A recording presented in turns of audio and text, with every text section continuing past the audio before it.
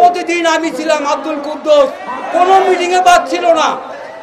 আপনি যদি যোগ না দেন আপনিও বাঁচবেন না। এই জন্য আমি এই কথাটা কইলাম, একটা চেন বাই চেন কমান আছে। আপনার টাকা দেন বাজার আলাদা, বাজার আলাদা, পাইকারি আলাদা, পাইকারি হারে সবারই সমস্যা। অর্থনীতির সমস্যা আমার একলা না, আপনিও সমস্যা করবেন, আমিও সমস্যা করবো। আজকে হ্যাঁ বয়ে রয়েছি, সবারই পেট আছে, পেট নাই, খিদা লাগে নাই, আসলে টাকা নাই, খাইতে পারি এরকম না। তোমার ওইটা আছে, কেউ খাইবো কেউ খাইবো না। যার টাকা আছে চুপ করে খাইবো, আর যার টাকা নাই চুপ করে বয়ে থাকবো। এই জন্য বিষয়টা এই লেগে কইলাম, বর্তমানে যে আন্দোলন, বৈষম্য বিরোধী আন্দোলন সরকার পতন করলেন, বৈষম্যটা কি একটু বোঝার চেষ্টা করেন।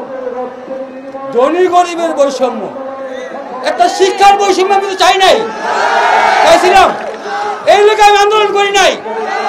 রাজপথে প্রতিদিন আমি ছিলাম আব্দুল কুদ্দুস, কোনো মিটিংয়ে বাদ ছিল না। 365 দিন আমি 66 দিন থাকি রাজপথে। কেন লেখা থাকি? বৈষম্য আন্দোলনের লেখা যুক্ত ছিলাম। এখন বৈষম্য দেখে আমার উপরে গেছে, বৈষম্যটা আমার উপরে হইতেছে, একটু বেশি হয়েছে।